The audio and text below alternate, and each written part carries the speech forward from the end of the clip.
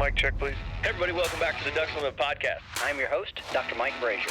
I'm your host, Katie Burke. I'm your host, Dr. Jared Henson. And I'm your host, Matt Harrison.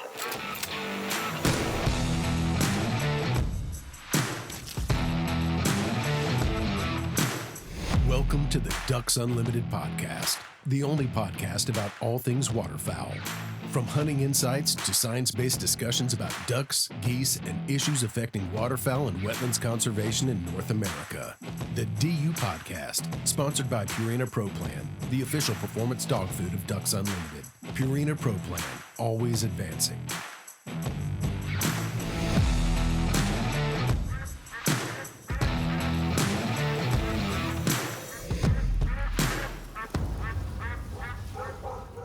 Hey everybody, welcome back to the Ducks Unlimited podcast and welcome to the first ever video version of the Ducks Unlimited podcast. We are here in our brand new studio. It's really swanky. Sitting next to me is my co-host of the DU podcast, Dr. Jared Henson. Great to have you here. Mike, really happy to be here and look at this awesome studio. Yeah. It is killing it. We feel undeserving of all this grandeur here. But we do have a really cool episode to bring to you today. If you are listening to this, I will encourage you to go to the Ducks Unlimited YouTube channel so you can get all the good video portion of this. We are going to be talking about a topic that we've discussed at length here numerous times over the past few years. We've got a couple of guests with us that are going to help us with this conversation. We're going to go in depth on duckDNA, the first season. And the first guest that I'll introduce here joining us remote is none other than Dr. Phil Lavretsky, the brains behind this entire thing there at the University of Texas, El Paso. Phil, welcome back. It's great to see you here with us. Thanks, Mike. Thanks, everybody. Excited to talk about ducks. The other person we have joining us remotely is a good friend of all of ours. He has been a strong supporter of duckDNA and waterfowl genetics from the start. And this idea just sort of coalesced where he was reaching out to us and wanted to talk about duckDNA. And we said, well, we've got an episode that we're scheduled, so let's do a co-branded episode that's of interest to all of our audiences. And so that is good friend Ramsey Russell of GetDucks.com and It's Duck Season Somewhere podcast. Ramsey, thanks for joining us here. And I'm going to turn it over to you to do your intro and kind of lead us here from this point forward. Thank you, Mike. For those of y'all listening, welcome back to Mojo's Duck Season Somewhere podcast, where today we do indeed have an amazing follow-up and need to know in the world of duck hunting. This is where all of you real duck hunters listening can become citizen scientists and contribute meaningfully to the duck hunting world, duck hunting management and science. Joining me today is Dr. Phil Lavretsky from down in El Paso, Texas, Dr. Mike Brazier, Jared Henson, both with Ducks Unlimited, and we're going to dive deep into the duckDNA, which is now going into its year 2. Guys, how the heck are you? We're doing great here. We're doing great. Good. Your studio looks great, man. I love what you've done with the new studio. It's amazing looking. Well, let's be clear, Ramsey. Jared and I had nothing to do with this. No. It is Chris Isaac over here, our producer. He's the one manning all the audio, video, and a lot of other staff and departments have contributed to this and make it happen. It's going to serve much more than the Ducks Unlimited podcast, and we're excited about it for a whole number of reasons. So a lot more video content coming to folks from Ducks Unlimited, courtesy of all the swanky stuff we have here. Yep.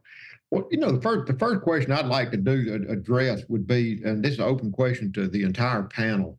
What is duckDNA? I'd like to go back just a little bit. We covered this topic last year, but I'd like to start fresh for anybody listening that may be unaware, that may have been living under a rock and be unaware of this exciting new program that Ducks Unlimited has put together. What is duckDNA? Phil, do you want to draw straws, or you want me to just say go for it? I can go for it, and you can take over after that. Sound good? Yeah, that sounds great. Go for it. All right. Yeah. No. What duckDNA is this idea that there's a whole bunch of duck hunters out there, and every year, millions of waterfowl are harvested, and we could harness that information. If we could just harness that information somehow, we could start learning about these populations at level, at time and space that nothing else has been studied at before. And so this has sort of been a dream of mine for quite a while. And luckily enough, Mike over there at DU apparently had a similar idea and contacted me about 2 years ago, year and a half. We went back and forth on it. DU liked it. I obviously loved it. And we came up with the idea duck DNA. And this is the first attempt to create a citizen science base amongst hunters. So that way, you can participate and be a scientist and kind of build data sets that would be otherwise impossible, right? It's not like we could afford all these technicians to go all around the nation all the time, and collect all these birds. So what we're looking for is a piece of tongue and a bit of data on your bird, and we could start building this data set where we can ask questions of, how much hybridization is there? Where are these birds going? Why does this individual migrate at this time and go to this type of moist soil or this type of park or whatever it is that's occurring? We can look at it at the foundational level, looking at it at the genes, and then having that foundation overlay all the other information about that we could garner from the time and location to everything from weather severity of that exact point to what's occurring on the landscape, what is on that landscape at that point, and look at that change across time to ask the question, how does that affect our populations, our waterfowl populations here in North America? So this is sort of the idea. And honestly, one thing that I was hoping people would get excited about is just being participants, right? You're getting a bit of, we love bands, where'd that bird come from? Well, now you can know exactly what that bird is at the molecular level, right? What the heck is this thing? And you could post it up on whatever channel and be like, what is this? And everybody thinks they're a professor of it. And they're like, that's what that is. But then you can come in and say, no, this is what it really is. And knowing that at the molecular level for the hunter, give a bit back to the hunter and build that data set for waterfowl conservation now and into the future. Mike, Yeah. you got anything else? Yeah, let me add a few things. Ramsey, in my mind, this was like a perfect marriage of different parts of the waterfowl science and management community. And Phil is right. We had sort of this shared idea that came about. I mean, he's probably had this idea long before I have. But as we started interviewing Phil a couple of years ago, learning about this on the DU podcast, the idea began to emerge in my mind, and I asked Phil for a few sample vials two winters ago so that I could test run some of this stuff, knowing in my mind what all was going to be involved. And we said, okay, that seemed to work all right as a test run. So last summer, we pulled multiple departments within Ducks Unlimited together, along with Phil, and laid out all the logistics of what would need to happen to execute this the way we would want it done. And it was not an easy task because Phil and his team are the brains behind the genetics, the analysis, and then Ducks Unlimited can bring all sorts of logistics to it to make it to enable that connection with the hunting community to create an enjoyable, rewarding, user participatory experience.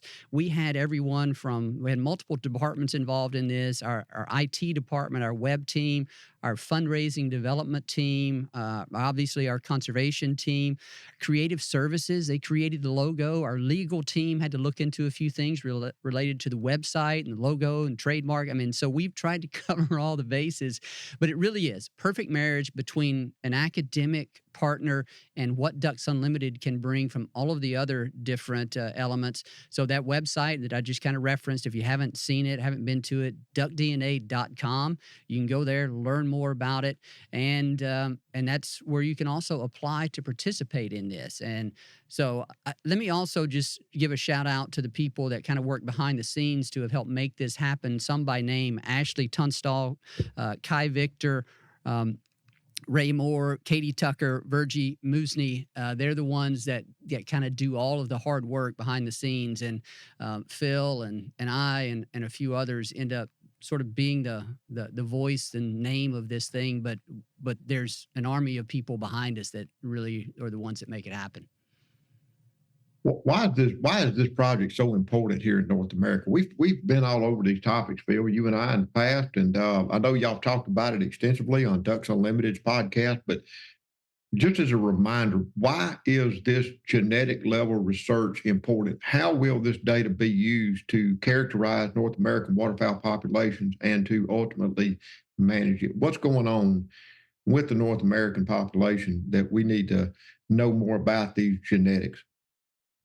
Yeah, I mean, this whole I'll just start with the terms that I like to think about, which is we don't know until we know, And so this is the type of data that we need to obtain to be able to even ask the question, like, is there a problem on the landscape at the molecular level? Are there issues on inbreeding or anything like that? But the thing that really spurred this whole thing is obviously mallards.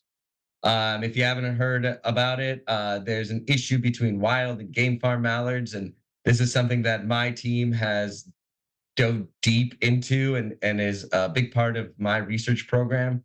And so one thought that we had was we could use system like this, an opportunity like this to monitor what genetically what is occurring on the landscape, right? We don't yet have the tools to give to hunters to assess whether this mallard is truly wild North American or something else. Um, and so what we want to do is ask the question, what is happening on the landscape? I've got partners, federal and state and all of that. But what this program does is allow us to not only monitor, mallards across the entire nation, but also across time. As the season gets along, October, November, December, and January, we can look at what are those proportions of wild versus feral and hybrid, and where are they being found, and what is occurring on that on that landscape, and those proportions can then be fed back into population models or anything like that that effectively establish seasons, right, or or game seasons for mallards. And that's a bit of data that we could start to supply annually to the federal and state levels for them to sort of make those kinds of decisions. But on top of it, it's just asking the question, how bad is it, and where is it that it's bad? So Ramsey, if I could jump in here, I want to offer some thoughts from DU's perspective. Great example again of this partnership where Phil, the researcher in this partnership, lays out those questions and identifies the people that need answers to those questions. From Ducks Unlimited's perspective, we want to support our partners, federal, state partners, our university partners, in collecting the data. They formulate the questions because they're the ones making the decisions. And so, we see this as a tremendous opportunity for us to play a role that I think we're well positioned to play, especially in this new era of participatory or citizen science. And so that's what we're trying to do, is engage hunters with these researchers and decision makers, providing the information that the decision makers are going to need and use. And so from our standpoint, I just want to be clear that the research questions that Phil laid out, they're of interest to Ducks Unlimited because they're of interest to our state and federal partners. We're just facilitating that connection and providing the data, and they're going to be the ones to identify the really cool questions and go forward with whatever needs to be done in that regard. I want to step in real quick too and just say I wanted to thank, and Phil hit on it earlier, leveraging waterfowl hunters as citizen scientists. We know waterfowl hunters like to contribute, right? Think of band data. Band data from waterfowl is way higher than any other bird species, right? So if we knew we could leverage that, that would be an awesome opportunity. And that was something Phil mentioned. I just wanted to put it out there in that way. No, absolutely. I mean, Ramsey, yeah. So like, I look at the data and I start to formalize. I'm one of the few people that actually see everything, and so I start asking the question. For example, why do so many of us think that a male black duck is a female mallard? Like, that's still a difficulty amongst us hunters. Maybe we can create something that helps them identify them better. One other thing is there seems to be, when we start looking at other types of hybrids, pintail, gadwall, other things like that. One question that I had was, does that switch year to year, the types of hybrids and where they are located, depending on where mallards settle? If they settle in more pintail habitat, do we get more pintail mallard? hybrids? If they settle in more gadwall habitat, do we get a bunch of brewer's ducks those years? And if there's a bias in males, does that translate in as that bias more and more male mallards are on the landscape? Does that translate to more of these types of hybrids? These kinds of questions started to pop up in my head because I started to see interesting patterns of where there were widgeon mallard hybrids versus gadwall mallard hybrids, and so those started to, as we garner that kind of information, more of these types of questions will be able to ask and answer. Fantastic. Last year, when y'all implemented this, talk about how y'all went through the process of finding applicants, participants, how it was rolled out, how many people applied and participated, and what species were targeted.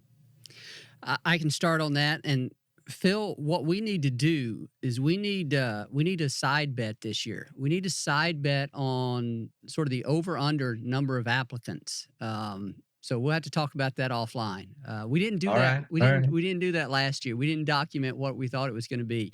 So what we did last year, Ramsey, we identified that we wanted, and we just pulled this number out of the air, right? It was just, last year was a pilot year. This year technically is still a pilot year. We're still learning. We said, let's send out 5 vials per kit. And let's, I guess we kind of backed into this from a financial standpoint as well as a capacity standpoint with Phil's lab. And we thought, 1,500 samples is probably a good place to start on the top end. And so if we wanted to do 5 vials per participant, then simple math tells you that's 300 participants, right? So that's kind of where we started. And so we knew that we were going to be able to enroll only 300 participants at that full level, 5 vial per kit level. Whenever we rolled this out, duckDNA.com, there's a little button there. It says apply now. It asks you to provide your name and the state in which you normally hunt, because we wanted that last bit of information, because we want to ensure that we get good coverage across the U.S. Lower 48 states only right now is what we're doing. Did that last year, and that we're continuing that this year. And once this thing began to, I guess, become known, a couple of things happened, and the number of applicants picked up substantially. By early January, we had 4,200 applicants. I think we had another 500 or 600 people that signed up to be notified between the end of the duck season and sort of the start of this season. So whenever we sent out emails a few days ago letting people know that the application period is opening back up for the 24-25 season, and I think that email went out to about 4,800 people. As of last week, we already had 1,800 people apply. Now, and so this year, we're going to be increasing the number of applicants from 300 to somewhere in the neighborhood of 700. We're reducing the number of vials per kit, though, because we're wanting greater representation, greater participation. But we're still kind of bumping up against that capacity in the lab right now. And so that's where we are. Anything else to cover there? I mean, I can describe how we're going to select the participants. It's sort of we stratify it by state and achieve a minimum number of selected participants per state. And so we filter that data set by state, and then we randomly select a certain number of participants, applicants, and we stagger it. We're going to be staggering the drawing process. We're going to be drawing our first sample here in a few weeks. We'll draw 100 to 150. Those will come from people that are hunting in states at northern latitudes. We won't be drawing names from any of the states at southern latitudes just yet. Then we're going to, every other week or so, we're going to be drawing a tranche of 100 participants, and we're going to continue that until we get into December. We also, Ramsey, let me make sure I don't forget this, are doing something where if you don't get selected as a regular participant, but you shoot a hybrid individual, you can still contact us, duckDNA@ducks.org. We have our own email set up for this thing. It's duckDNA@ducks.org. You can contact us, and we will send you out a single vial hybrid kit. That's kind of what we're calling it. Participation is totally free. The postage is prepaid, return postage is prepaid. So that is made possible by the generosity of Ducks Unlimited donors. We thank them for everything that they're doing to make this possible, and that's where we are. Fantastic. What did y'all find out last year? That's what I'm wanting to get into is what were the results last year? What did all these duck hunter citizen scientists uncover? You know, what were some of the real interesting things that y'all got into, and the revelations, we should say? Well, Ramsey, I'll start by just directing people to duckdna.com. There on the homepage, there's a little button you can click, and it'll take you to the results for this past year. It summarizes the number of applicants, number of states. We even did get some people from Alaska, but we didn't enroll them yet. We might actually send some out to Alaska. We haven't really talked about that. We may have to build in some higher postage, return postage, but we'll figure that out. We had 52 participants from the Atlantic Flyway, 108 from the Mississippi, 64 from the Central, 42 from the Pacific. And then we've got also breakdowns by Flyway for the samples that are received. I have just a couple of notes here, Ramsey, and then I'm going to turn it over to Phil. We detected genetic material from 15 different duck species across all of those that were submitted. This is one of the more interesting things to me is that we found quite a number of 3 species hybrids, which would be, I'm going to let Phil talk about that here in a second. He can explain what all that is. There are also some interesting findings regarding hybrids, the brewer's duck, gadwall, mallard, and sort of the sex composition, which species was which, and then quite a few other, from the mallard, wild mallard ancestry, percentage of wild mallard ancestry. We have a graph on that website. Just my take on this, I don't think we're ready to draw broad conclusions about anything that we have found from this data set. It's only 700 samples across 48 states. So we've got a long way to go before we have a robust sample from which to draw broad inference. So that's my view of it. Phil, I'll let you talk about some of those things. Yeah, no, I agree. I was trying to think of like things that are concrete, and it's really less concrete and more questions that I basically have found in this data set. So you start on the 3 species account.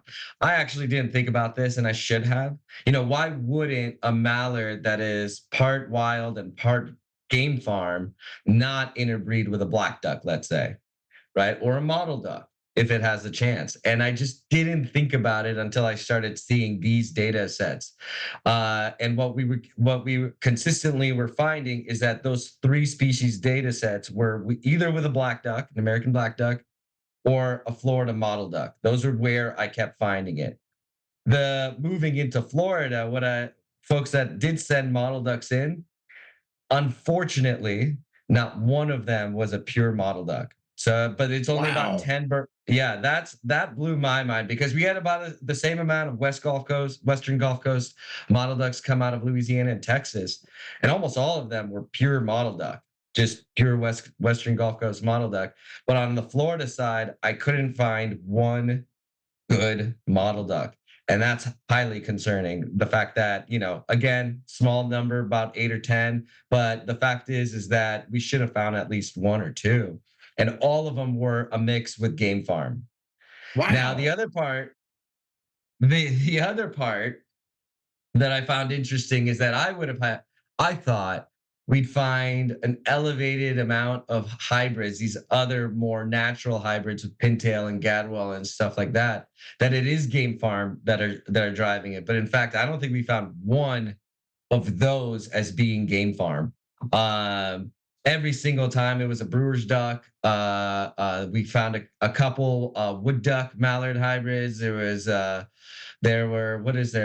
there was a teal mallard. There's a couple pintail mallard, and they were all wild, which was completely surprising to me. I thought it would be a shift towards game farm trading it. Now, what that might be a result of is that the type of mallard that is found in the prairie potholes or in areas where there's secondary nesting of these other prairie ducks only real wild mallards are probably up there at that time because that's who's surviving and migrating up there in the spring. At least that's what our telemetry data is starting to show. Um, and so, that's a bit of a shift. I would have expected game farms to have these other effects on all these birds, but in fact, it is wild mallards. And the other part of it is that we did find, as Mike alluded to, that we both found, you know, all the time we only really see male hybrids, right? Male brewer duck hybrids or male pintail mallard hybrids. And so the thought was always, is it because females don't exist due to genetic issues? Or is it because people can't really identify a female hybrid because it kind of looks like a brown version of that duck?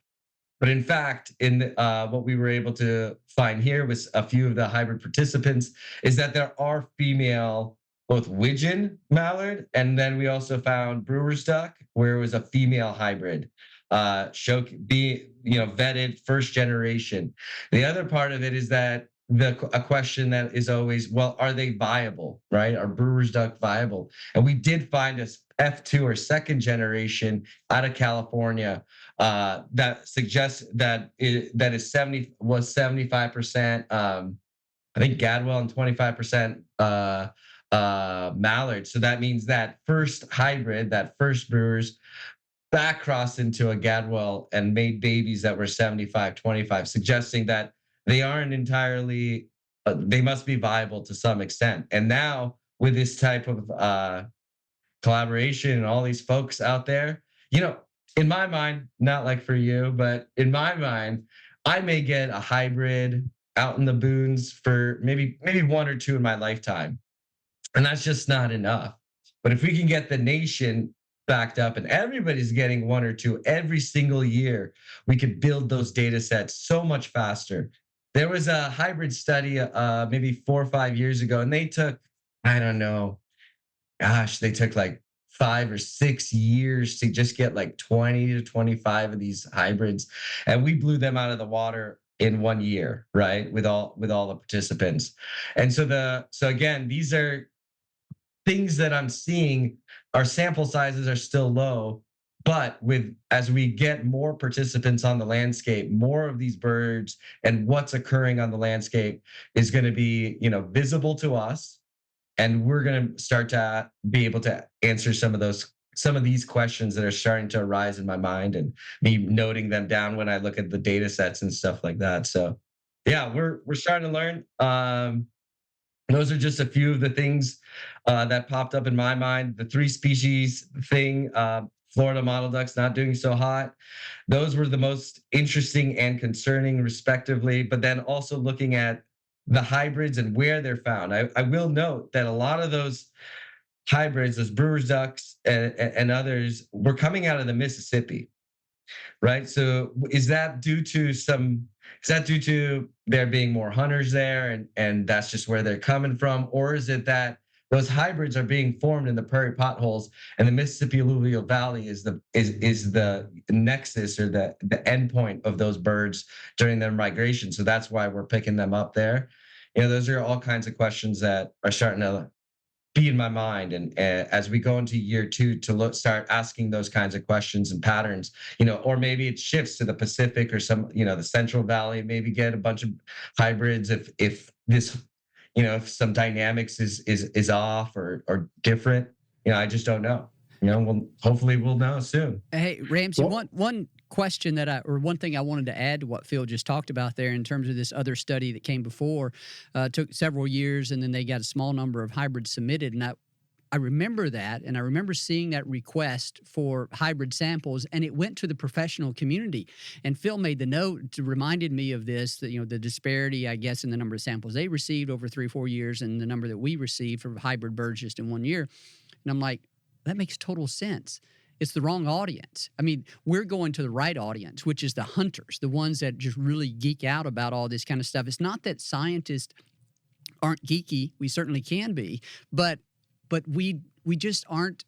I don't know. It's just that maybe we just know that information exists, know those things exist, and then hunters are just so much more, I don't know, keenly intrigued by by those phenomena. And so by connecting with the hunters, we were able to get so much more information. And that's just, again, a testament to hunters and what they can bring to all of this. It's because hunters are conservationists, Yeah. bottom line. No doubt about it. Here's a couple of questions I've got before we get move on and forget about this stuff right here. The blonde mallard that you see all over the internet, I just dismiss them as all got game farm genetics. Were there any instances that you found some significant blonde or silver or color variations that were in fact wild? Only in one, and it wasn't a mallard. Do you want me to What was it? Do you want me to show that? Yeah, post it up and show it, Mike. All right, so we got a PowerPoint here. Again, what we can do with the video. So can you get it there? There we go. There's some nice little the title slide. All right, and so there we go. There. That was a bird Beautiful. that was submitted. That was submitted by Mike Weck. A lot of the viewers and listeners may have actually seen some coverage of this. There was a fair bit in the media. And so, Phil, when you first, if you would have just seen that photo, what would you have thought it was? Oh, I saw it and I was like, oh yeah, it's a female game farm mallard with that weird look or some sort of hybrid-ish kind of thing. But I have the certificate. We can do the reveal. Do you want me to say it? Or No, I've got the certificate. We're going to do the reveal. Yeah. Okay, here it is. Oh, are we doing it right now? Right there. There you go. Oh, there it is. So this is what people get, right? So everybody applies. Everybody who applies and the data's good, I would say get this kind of certificate of pedigree, and it tells you exactly what it is. This was the most surprising one to me, actually. When I run all my analyses, I don't have any of those pictures. I just do what I have to do, and I have no concept of any of the individuals or history or knowledge of them. And so this happened, and actually Mike Weck contacted me and they're like, are you serious? This thing is a black duck. And then I had to go back to my data sets and be like, yeah, that's it. I even went back to the analyses to make sure of it. Is there any chance that it could be in the gray? But this thing was 100%. It wasn't, there was like no gray with like less than 2% in standard deviation, and so I was like, yeah, this thing is certain. And it had a New World maternal or the mitochondrial lineage, didn't even have Old World A. And so what this bird showed us is that some proportion of American black ducks, and this is a female, so at least females will show that kind of blonde plumage, as you mentioned, that we might see in mallards. Apparently, we see it in American black ducks as well. What extent is it? I have no idea. This is, I don't know, what's the total population of American black ducks these days? I guess 500,000 or 600,000. So it's 1 in 600,000 at this point until we know. Wow. But that is the first. So this is a great case of what duckDNA could do in partnership, right? There's this cool duck. Everybody would have just said everything under the sun of what that thing might be. And lo and behold, the foundation of it is actually American black duck. And again, even I would have looked at it and been like, nah, it's some sort of mallard thing. But the genetics, the thing about genetics is it's the only thing in life that doesn't lie. And so it's not that like that bird can run away from that plumage. It's just part of its genetics for one reason or another.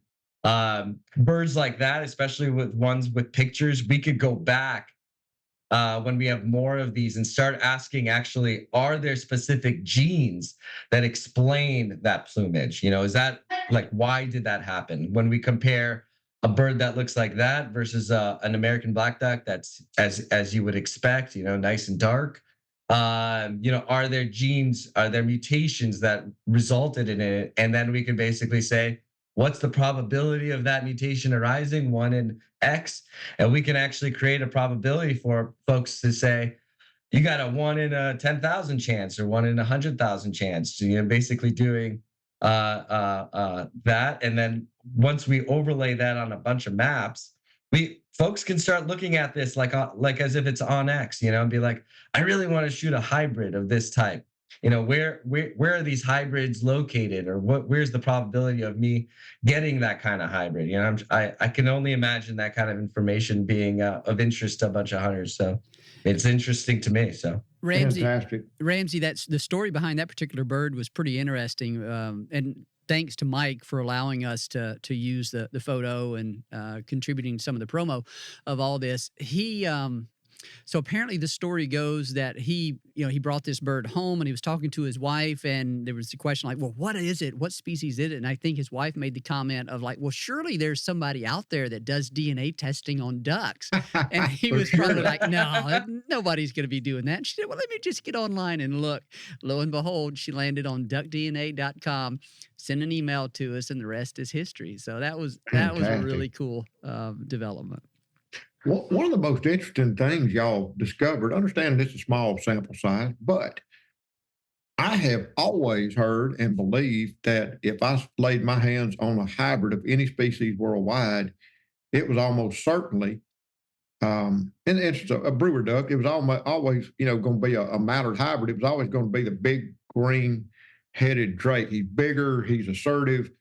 And the female is going to be the other species, but y'all learned something totally different with respect to brewer's ducks, and that really blew my mind. It completely blew my mind. Yeah, no, it goes both ways. We found it because the mitochondrial lineage essentially tells us who the maternal lineage is, right? Who mom was, and then we can infer dad. And we found it both ways, where dad was the Drake mallard, and another time the dad was actually a Gadwall. And so, yeah, I too, I wouldn't have thought the same. I wouldn't have thought it went both ways. I always thought it was the mallard that was instigating, and it was the Drake mallard instigating all of these sort of hybridization events. And again, even further, I thought it was a game farm mallard this whole time. Now knowing what I know on it, but to be fair, brewer's duck, when it was first identified in the 1800s, there weren't really game farm mallards here. So we know that this has been occurring for a long time, right? You go to the Smithsonian, there's birds out of the 1800s there of brewer's ducks and others. So we know that this has been occurring naturally on the landscape. And now with these types of data sets, we can ask, what is the general proportion of these birds on the landscape any one year? How frequent is this occurring? Hey, how many brewer's ducks did y'all encounter during duckDNA? I mean, I'm just curious because, for Audubon to have named it, yeah, I've always wondered, did he find just one? Did he lay his hands on a hybrid and say, oh, this is a new species? Or were they more prevalent back in the day wherever he was sampling the stuff? I've always wondered that. Phil, do you know how common is this hybridization? Well, Phil, do you know how many? It was at least like 3 or 4. Yeah, no, I know. I was going to ask you for the number that we got, but I know the story of that year. So he was, I believe, in Nova Scotia or somewhere in the Northeast, and he got into a group of them and he shot them. Right. So he's like, oh, there's more than one. And that's why it was called a brewer's duck, because he thought there were more of them. And the thought is that he just so happened to get into a group of probably siblings and, saw a bunch of them and were like, oh, yeah, this is a species. But that's the story how it goes. And then he never saw them again. Yeah. So he's like, oh, there must have been only a few of them. And they're probably extinct now.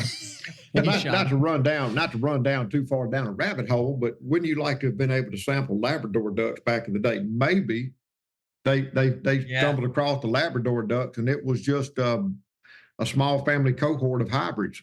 That's right. Yeah, that's actually my current hypothesis on Labrador ducks, and thankfully there's enough of them.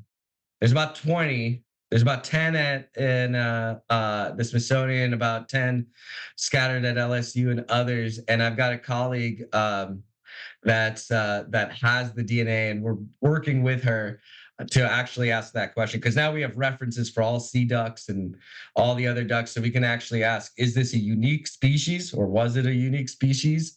And if so, maybe we can use the DNA to actually bring it back to life. Or was it a hybrid combination between, long tail or something of that nature, some eider, something like that? Because to be fair, what's it called?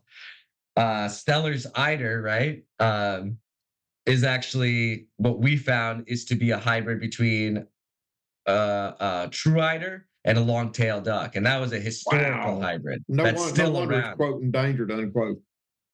Right. Well, they're still around. There's a lot of them. Well, a lot of them for a hybrid. So they were successful as a hybrids. But that what that story tells you is that you're right. That thing might have just been a hybrid population at that time as well. Right. Just kind of getting going and then kind of got shot at. Crazy the things we learn. Hey, The Rand, other question I've got, go ahead, yeah, Mike. if you want to, I have several photos of those Gadwall mallard hybrids. If you want to see those, Show them. Yeah, by all means. Do it. So here's the first one. Yeah, I don't know if there's anything to talk about here, but other than just those are the photos that we received, and of course, most people are familiar enough with Brewer's ducks. If they've been around long enough, they would have probably recognized that or had a reasonable guess. And there we go. We know that fella's name, Dr. Oh, we do. Oh, he. And so there's the 53% Gadwall, 40% wild mallard. So an F1 hybrid. That's the male. And so then here's the data. The mitochondrial data tells us which was the female, which was the male. This was a male mallard and a female Gadwall responsible for this offspring. And so that's what Phil was talking about, is typically what we would expect to be responsible for producing that hybrid. So here we can go to this one. It's another Brewer's duck. And this one was provided by Bear Stroud, 55% Gadwall, 45% wild mallard. It's a male. And this, however, was a male Gadwall by female mallard. Again, the mitochondrial tells us that. So the mitochondrial would have been signature for a mallard. Right, Phil? That's right. Yeah. So there's your two cases where it was one way and the other way. And having those pictures in hand, we could start characterizing also, like, what is a brewer's duck? Is it always completely random? Is it always going to show certain features? Those are some interesting questions that we'll be asking as we continue to build those data sets as well. Fantastic. When you looked at this sample size, small though it may have been, I'm thinking of the non-hybrid portion of the data y'all collected. Are you concerned about the game farm genetics? Did it make you feel better about the situation, or did it make you arise some concern that we got too much game farm genetic on the horizon? I'm assuming you want me to answer that, Mike. Go for it, man. Yeah, they're generally speaking, they were pretty much on par with at the Atlantic side with what we're seeing with our other data sets, right? When we're looking at banded birds, when we're working with the state and the feds and others, that is not great. The one thing that it did kind of illuminate is that it's got an effect, at least on American black ducks and a bit on model ducks, because they also hybridize with those. Those are the only two. Like I said, I thought other hybrids would be game farm, but they're not. The one interesting thing, though, is when we got birds out of Montana and some of the Dakotas, we still pick that stuff up. And that's the concerning part. It was at a lower prevalence. It's still at a very low prevalence, but it's at a higher rate than what I was picking up, 2010, and then again in the 19s and 2020. So it seems like it's ticking up, and that's a concern of mine. And why a program like this is why I thought of this, why I thought this program would be phenomenal, is that we could actually ask, what is the proportion of these birds contributing every generation into the flock, into the fall harvest, so we can monitor this. Is it declining, increasing, stable? At this point, I would say it's increasing in these Western flyways, and that's a concern of mine. Mm-hmm. At least that's concerning to me. Mm-hmm. Wow. So it's more widespread from coast to coast than you had hoped. But it's still a relatively small percent of mallards that are polluted with these game farm genetics. As you go into the Central and Pacific, and they're highly backcrossed, meaning the ones that are being shot are mostly wild. Now, what our work is trying to do is ask the question, how wild do you have to be for us to consider you wild again, right? So maybe 80% wild, 3 generations backcross, and you've already got all the good genes, right? And at that point, we should just consider it wild and all's is good. Is it 10%? Is it 15%? Those are kinds of questions that we're asking within the team, within my team right now. But currently, just being able to distinguish between those two and asking the question, how much of it is in there? It's increasing in prevalence, but that prevalence is still very low and statistically much, much lower than what we would be if you hunted in the Great Lakes or somewhere in the Northeast in the Atlantic Flyway. Phil, I got to follow up on that kind of. Is there in the Great Lakes Atlantic region and over into the Mississippi flyways where you're seeing that trickle over, is there a latitudinal gradient that's coming up kind of as a trend in the results you've got? Question. In which one? Just in the Mississippi? In the Great Lakes Atlantic or Great Lakes population and in Mississippi, is there a latitudinal gradient based on birds that still end up in, say, Mississippi or Arkansas versus those that are sampled higher up? Yeah, so in the Mississippi, it's a stark contrast, right? So if you go south of Tennessee, you pretty much have a 90+% chance that you're shooting wild birds. If you're north of Tennessee and you're in the Great Lakes, Ohio region, you got, at this point, depending on what state you're at, you've got about less than 40% chance that you're shooting a wild bird. Yeah, I mean, that's all better than if you're like, let's say in Connecticut, where you've got less than 2%. Or Jersey or somewhere else. Now, what's interesting in the Atlantic Flyway, I say these general terms, but then when we look at New York versus Connecticut or Jersey or Rhode Island, New York's better, right? So you've got about a 50-50 chance. But then again, once you hit those seashore states, you just drop tremendously. What's the cause of that? I'm not 100% sure. I know that maybe it's the total number of releases on there versus New York. Maybe New York's close to being close to Quebec. You're getting an influx of those wild birds more than the other states. Those are good questions. We just finished out a project in South Carolina, kind of going north and south, where we were looking at that. And again, better proportions than some of the other states. You're better than 60%, 65, 70% chance of being wild. And the birds that are coming to South Carolina are also highly backcrossed. Maybe it's just the birds that have kind of recaptured their wildness that are able to even come to South Carolina. That's one of the questions that we're interested in asking. But yeah, there's a very stark contrast in Mississippi. Some contrast in the Atlantic Flyway, but then as you go into the Central and Pacific, I just don't have the data set to tell you exactly what's happening.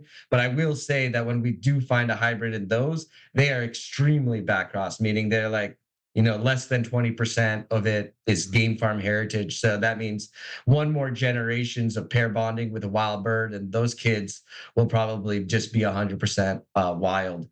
And so there's obviously this interesting dynamic. Not every flyway, not every state is the same. Yeah, I brought that up because I participated last year, and of my 5 mallards that I sent in, I think all of them were, with the exception of one wild hybrid, which I don't know if we'll talk about or not. Okay. All of mine were 95+% wild. And then I think 3 of them were 98+%. One was 95. Yeah. And the other one was a black duck wild mallard hybrid. So, there you go. So yeah, but those all came from Arkansas. So I was curious if there was. So that totally makes sense for Arkansas. Yeah. So when we South Arkansas, So when we partnered with Doug Osborne, I keep sending him vials because I'm like, no, there's got to be hybrids there. And every time, I think we've done maybe 600 or 700 now samples out of Arkansas by itself, and yeah, it's few and far between. Those are birds that are being pulled into Arkansas, into the lower Mississippi alluvial valley. are wild. And that's got to be an instinctual connection. And what appears to be out of the Dakotas, not appears, that's what the genetics say and the telemetry data say. Honestly, the few birds that Doug put telemetry units on that went to the Great Lakes were almost all hybrids.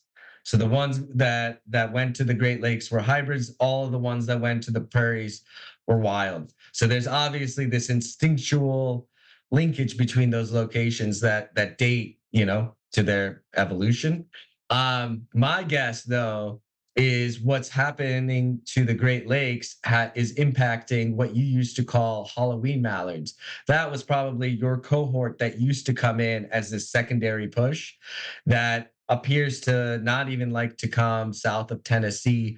And God, like 60% of them do these like random weird migratory walks. They're not even migrations. They're just random walks on the landscape. And with increasing influence of them going to the Atlantic flyway, actually, these days. Huh. So just much more facultative, moving as needed, not as kind of an instinct. Yeah, and the problem is that they can't move, right? So that they move, but their ability to move is hindered. As you increase the amount of game farm ancestry, their ability to move long distances statistically decreases by a lot. Their stopovers increase. The longevity of those stopovers increase. Their propensity to go to more urban versus rural habitats increases. So we now know all of these things, and they're all genetically linked, and they're all genetically linked to the amount of game farm they have. And so that has a clear implication to that individual's ability to survive and breed and migrate on the landscape. And so that is obviously impacting or has some form of impact on population dynamics on the out of the Great Lakes and for the Atlantic flyway as well. And obviously, if you looked at it, well, those are the two locations that continue to decline in population size or have lower fecundity or survival estimates out of the IPMs that are coming out. And so interesting dynamics, right? Hey, Phil, follow-up question on some of that. And I was like Jared in having one bird that I harvested and sent in for testing, coming back as a hybrid. It was a hybrid mallard, wild mallard, and hybrid an American black duck. I'm looking at the percentages here: 78% wild mallard, 16% American black duck. So two things. I want you to first explain why those two percentages don't add to 100, 78 and 16. So what's going on there? Help people sort of understand some of the results. And then I'm going to ask you just sort of about the physical appearance of this bird as I observed it, and Jared as well. My bird was almost identical to this. Yep. So go. Really, really why cool. does it doesn't add? Why doesn't it add to 100? It doesn't add up because there's standard deviation. We use genetic information. We what's called bootstrap. So ask the program, assign ancestry 1,000 times using a random amount of genes, right? So all of this ancestry isn't called with like 5 or 6 markers. We're doing 20 to 30,000 markers across the genome, on par with 23andMe or Ancestry.com for humans. And so what we tell these programs and say, don't just estimate it once, estimate it 1,000 times using a random number of markers. And then that provides us an error rate, basically, plus minus some amount. And that's why it doesn't add up to 100 every time, because there's a plus minus there for both of those assignment probabilities. So that's the first, that's that answer. Okay. The important thing about all of that is our error rates. Typically, black ducks are the hardest ones because they're so closely related to mallards that our error rates are somewhere between 5% and 7% sometimes. But our error rates, when we're looking at game farm ancestry or pintail or mallard, are less than 2%, right? They, again, on par with 23andMe or Ancestry.com. They don't give you their error rates, but that is what they have. And so that tells us we have robust data sets. The ancestry is robust. We can trust it.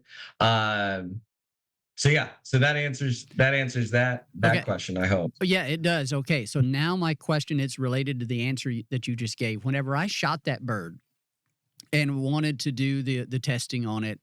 It looked like a pure mallard. There was no, I mean, it had the curls, it had every phenotypic physical trait of a wild 100% mallard, male mallard that I could identify.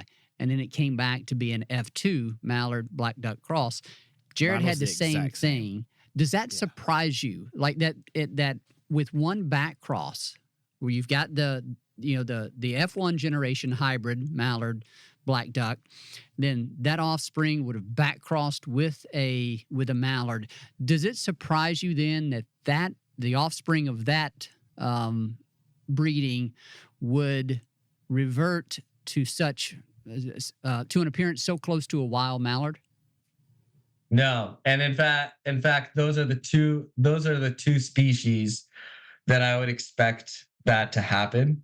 And it's because they're so closely related. We're coming out with a paper looking at the whole genome of those two, and there aren't a lot of things that are actually different between them.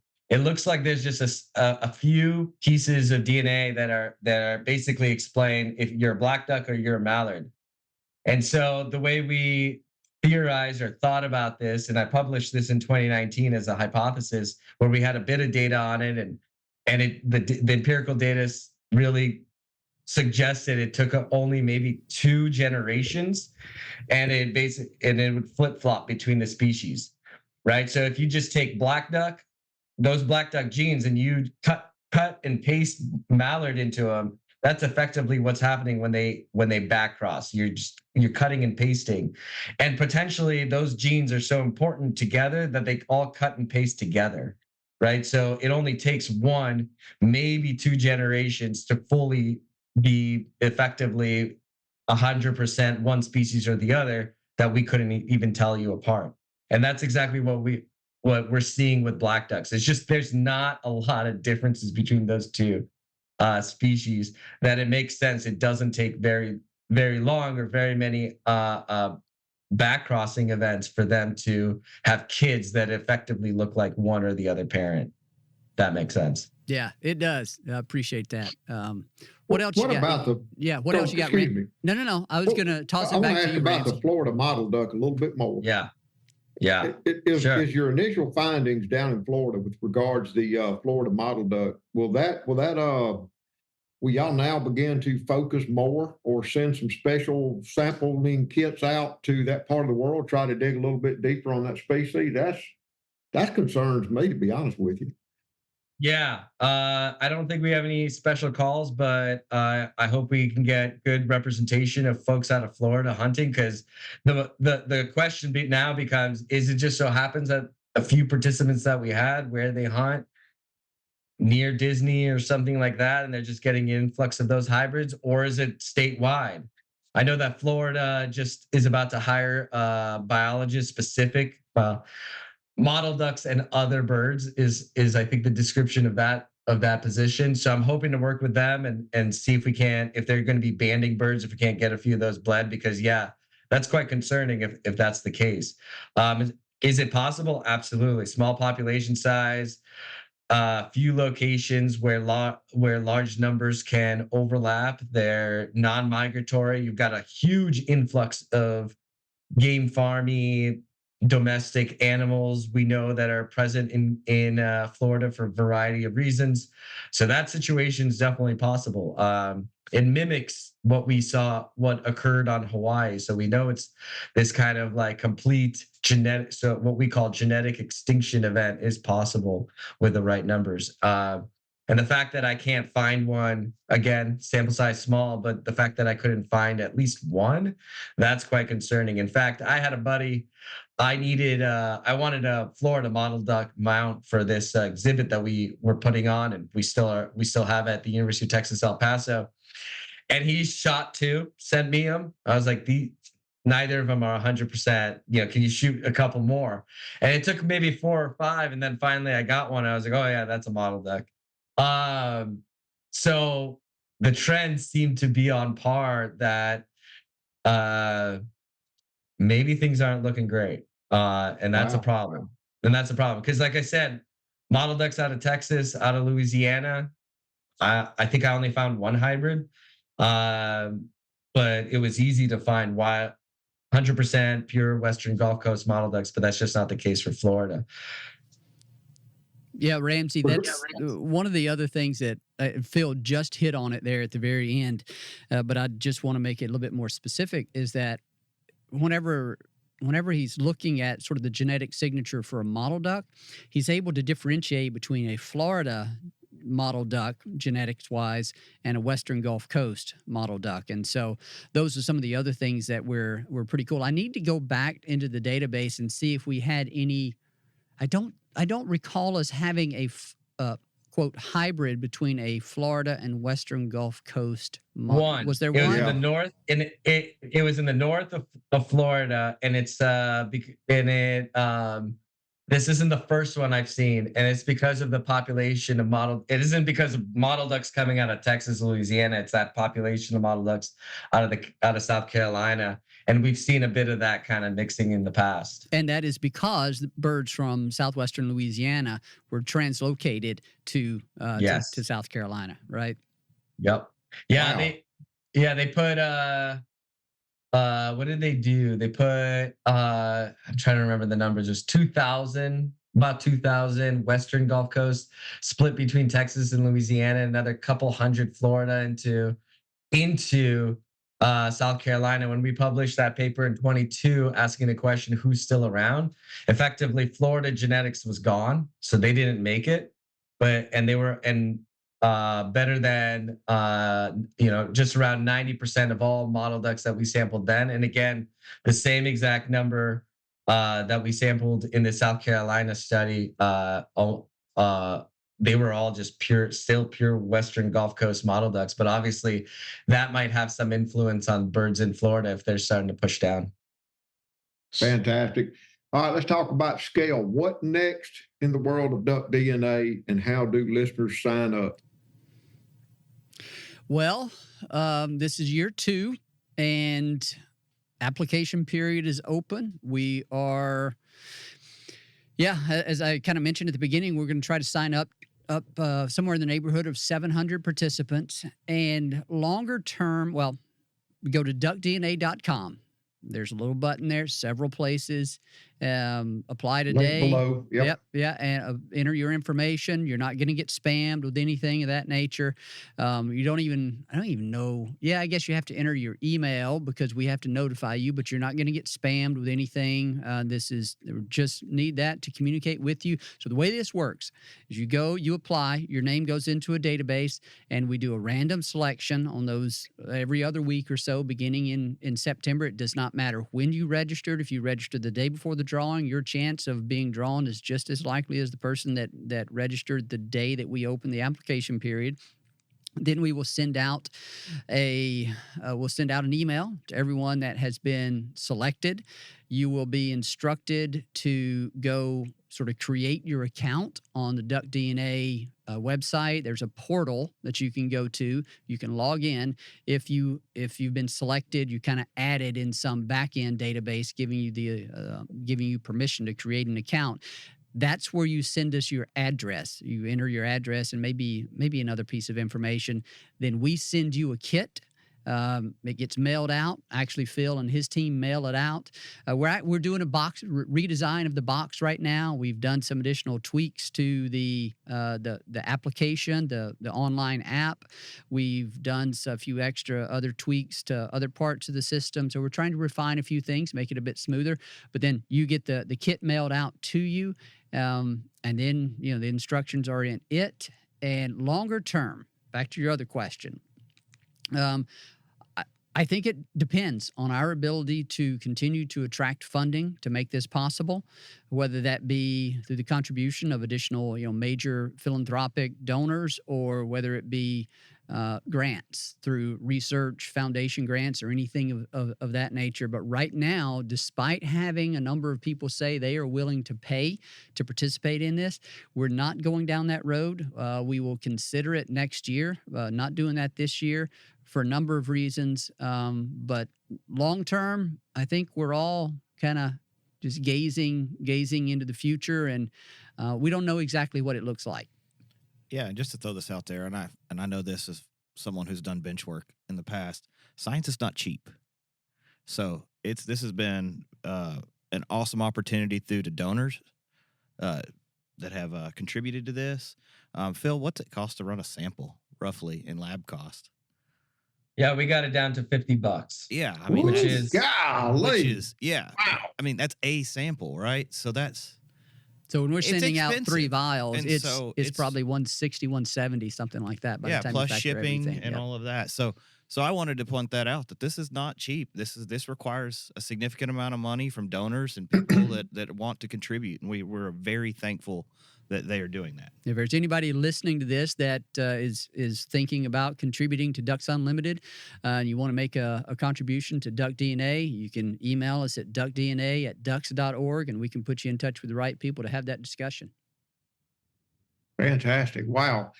Thank y'all very much. Dr. Phil Labretsky, University of Texas, El Paso, Drs. Mike Brazier, Jared Henson from Ducks Unlimited. Any closing remarks?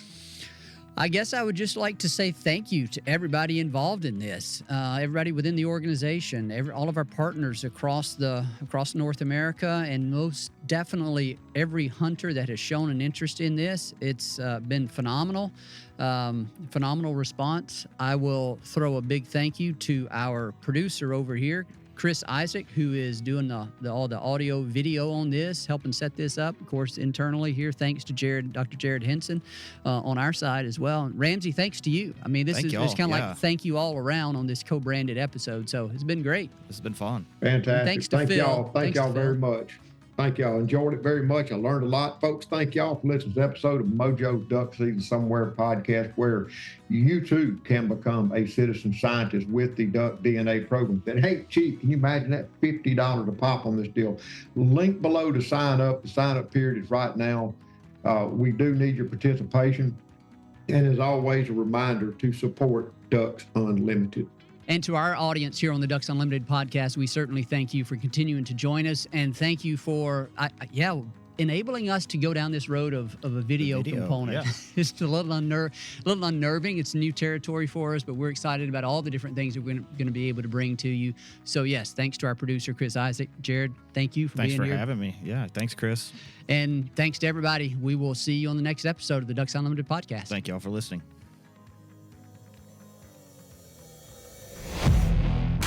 Thank you for listening to the DU Podcast, sponsored by Purina Pro Plan, the official performance dog food of Ducks Unlimited. Purina Pro Plan, always advancing. Be sure to rate, review, and subscribe to the show, and visit ducks.org/DU Podcast.